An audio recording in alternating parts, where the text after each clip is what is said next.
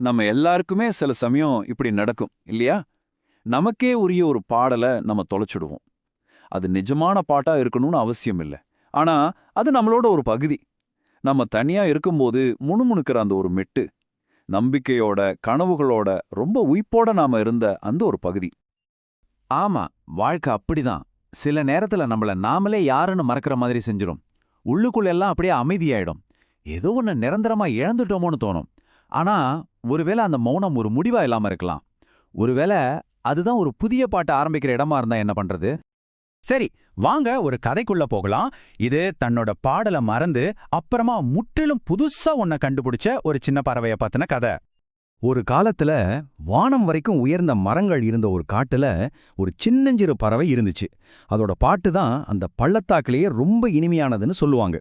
ஒவ்வொரு காலையிலயும் சூரியன் கண் விழிக்கிறதுக்கு முன்னாடியே அதோட இசை மரங்கள் வழியா பரவி உலகத்தையே ஒரு விதமான சந்தோஷத்தோட எழுப்பிவிடும்.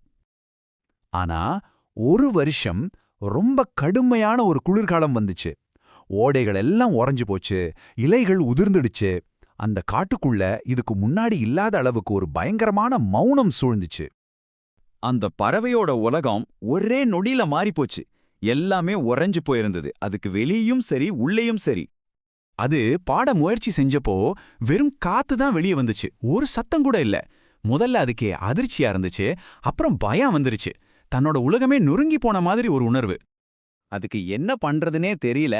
பாவம், அது கிளையிலிருந்து கிளைக்கு தாவி மத்த பறவைகள் எப்படி பாடுதுன்னு கேட்டுச்சு. ராபின் மாதிரி பாட முயற்சி பண்ணுச்சு. ஆந்த மாதிரி கூவ பார்த்துச்சு. சிட்டுக்குருவி மாதிரி கீச்சிடவும் முயற்சி பண்ணுச்சு. எல்லாத்தையும் செஞ்சு பார்த்துச்சு. ஆனா எதுவுமே சரி வரல. அது என்னதான் முயற்சி செஞ்சாலும் அது அதோட குரலா இல்ல. அந்த உணர்வு, அந்த போலியான தன்மை அதை இன்னும் ஆழமான கனமான ஒரு உள் மௌனத்துக்குள்ள தள்ளிடுச்சு. எல்லாம் முடிஞ்சுதுன்னு நினைக்கிற அந்த நேரத்துல தான் கதையில ஒரு திருப்பு முனை வருது. எல்லாத்தையும் மாத்துன ஒரு எதிர்பாராத தருணம். வசந்த காலம் மெதுவா திரும்ப வந்துட்டு இருந்த ஒரு அதிகாலையில அந்த பறவை ஒரு வீட்டு ஜன்னல் ஓரத்துல போய் உட்கார்ந்துச்சு. உள்ள ஒரு சின்ன பொண்ணு தனக்குத்தானே மெதுவா ஒரு பாட்டை முணுமுணுத்துட்டு இருந்தா. இங்க ஒரு சுவாரஸ்யமான விஷயம் என்னன்னா, அந்த பாட்டு ரொம்ப கச்சிதமா இல்ல, ரொம்ப மென்மையா, சில இடங்கள்ல தப்பு தப்பா தான் இருந்துச்சு. ஆனா அது ரொம்ப அரவணைப்பா, இதயத்தோட ஆழத்திலிருந்து வந்துச்சு. அந்த பறவையை கவர்ந்தது அந்த பாட்டோட முழுமை இல்ல, அதோட உண்மைத்தன்மை தான். இங்க தான் அந்த பறவையோட அணுகுமுறையில ஒரு பெரிய மாற்றம் ஏற்பட்டுச்சு. அது அந்த பொண்ணோட மெட்ட காப்பி அடிக்க முயற்சி பண்ணல, ஒரு நடிப்பை கொடுக்கவும் அதை நினைக்கல. அது சும்மா கேட்டுச்சு. அந்த இசைக்கு பின்னாடி இருந்த உணர்வை மட்டும் உள்வாங்கிச்சு.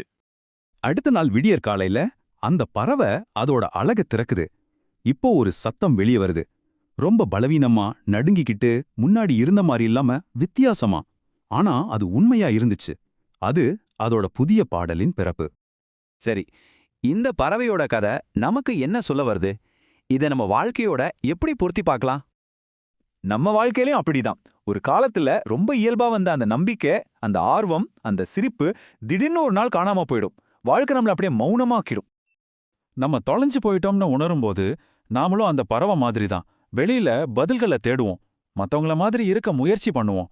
நம்ம முன்னாடி எப்படி இருந்தோமோ அப்படியே திரும்ப மாறணும்னு நினைப்போம். ஆனா உண்மை என்னன்னா, நீங்க இருந்த இடத்துக்கு திரும்ப போக முடியாது.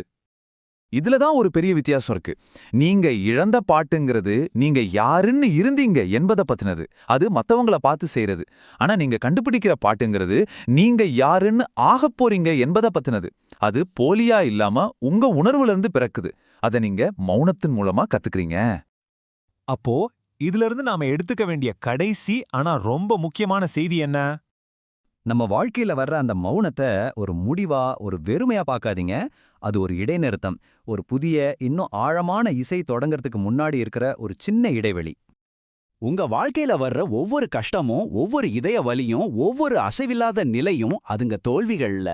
அவை எல்லாமே அடுத்த சுரத்திற்கு முந்தைய ஒரு இடைநிறுத்தம் மட்டும்தான். அதனால உங்களுக்குள்ள எல்லாம் அமைதியா இருக்கிற மாதிரி தோணுச்சுன்னா பயப்படாதீங்க. உங்க பாட்டு உங்களை விட்டு போகல. அது ஒரு புதிய, இன்னும் ஆழமான, இன்னும் உண்மையான ஒரு மெட்ட கத்துக்கிட்டு இருக்கு. அது நீங்க இழந்த பாட்டு இல்ல, உங்களுக்காகவே காத்திருந்த பாட்டு.